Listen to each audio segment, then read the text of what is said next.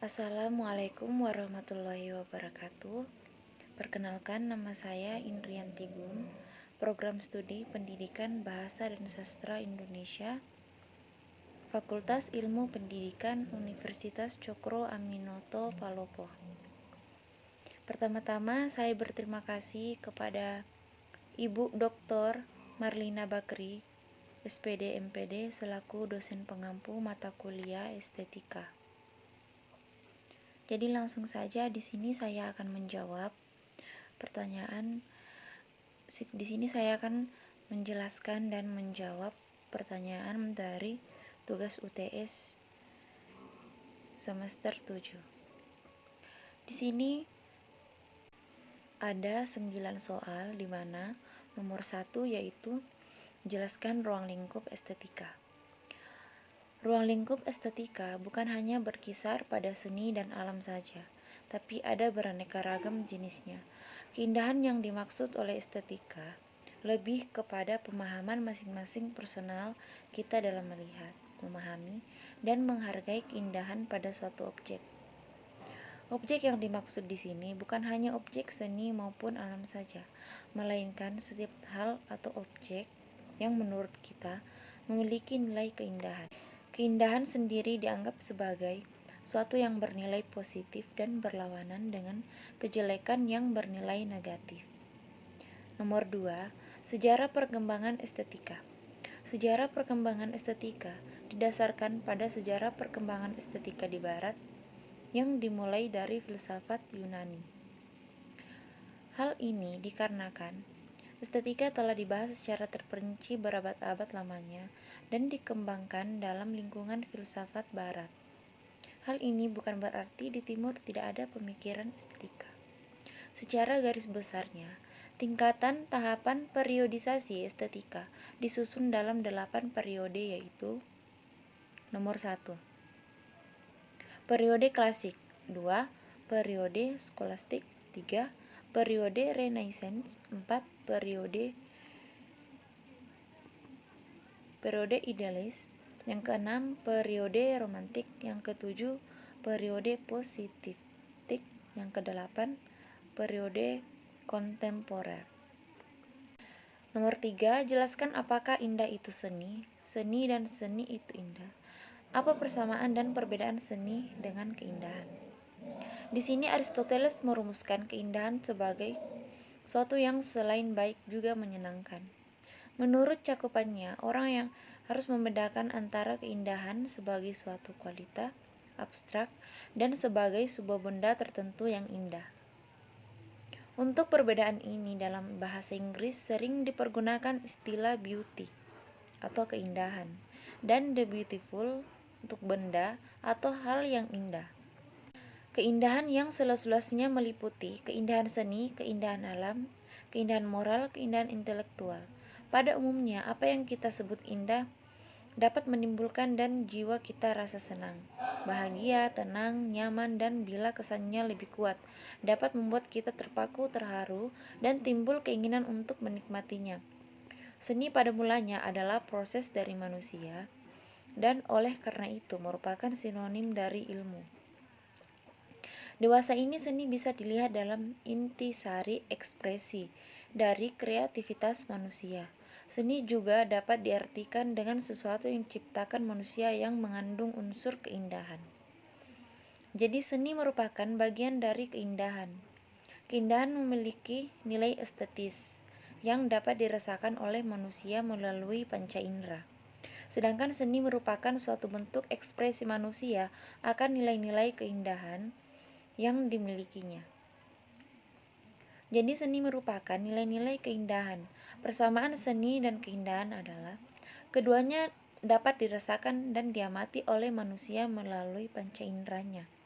Perbedaannya adalah keindahan lebih kepada sesuatu yang sifatnya alamiah, sedangkan seni merupakan hasil rekaan penataan yang dilakukan oleh manusia sehingga memiliki nilai estetis keindahan.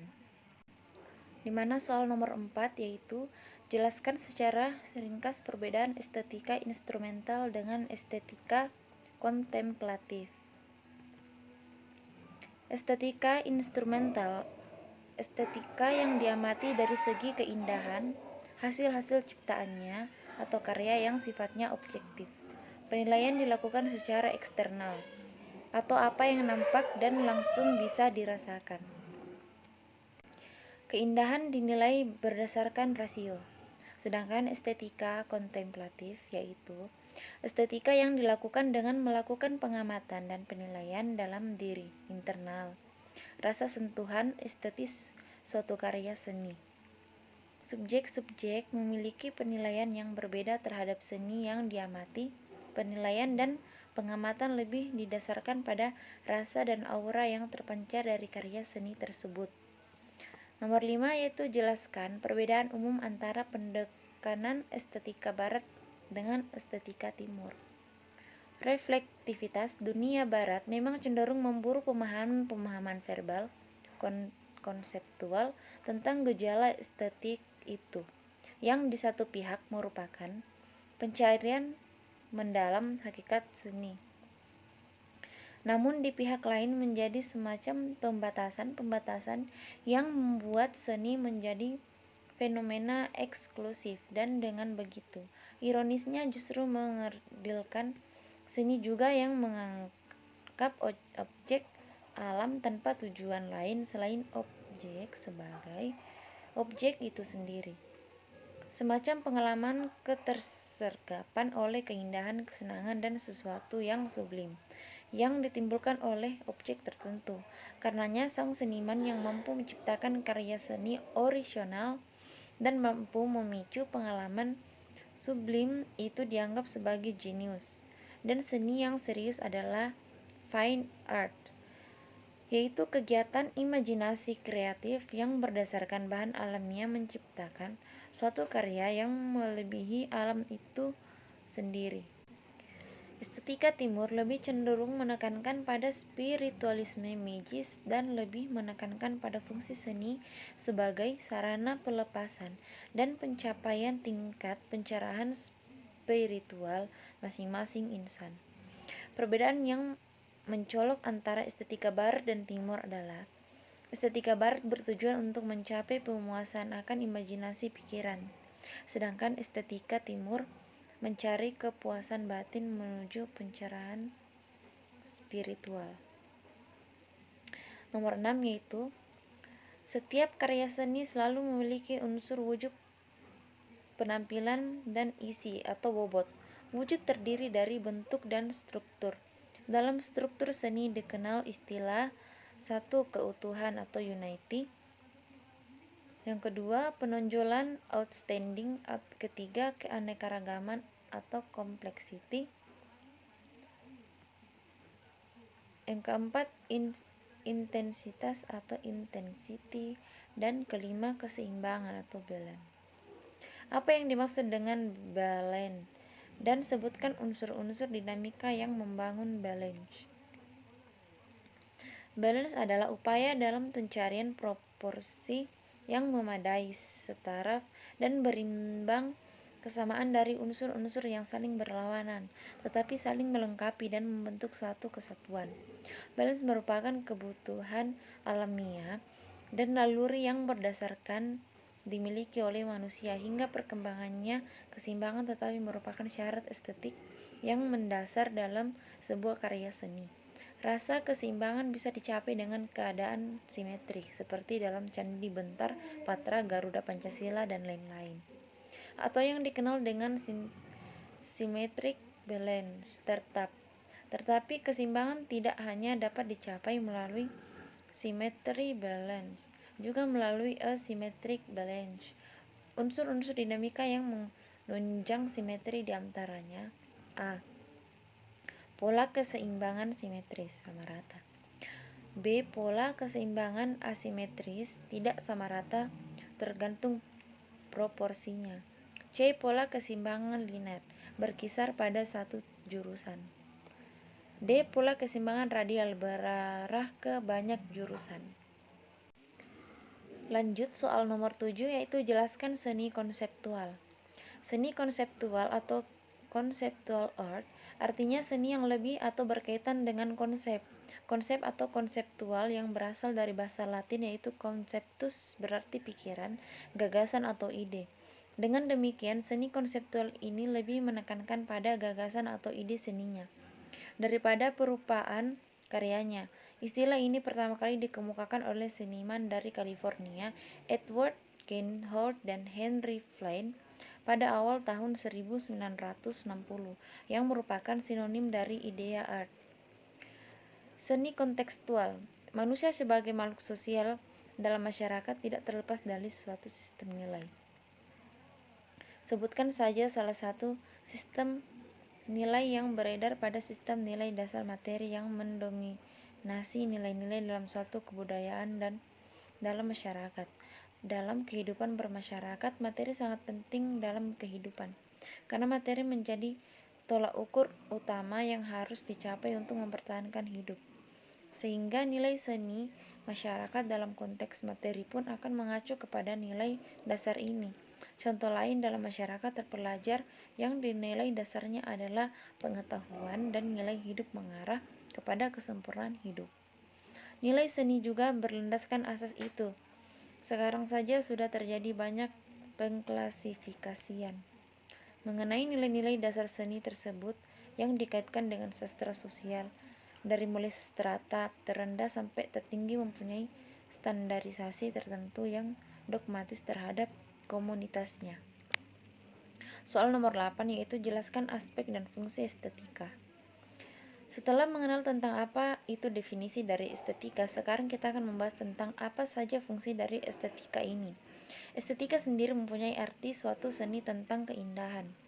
Estetika sangat dibutuhkan dalam kehidupan sehari-hari, dalam kita menilai segala sesuatu yang baik atau yang buruk dengan menggunakan estetika ini.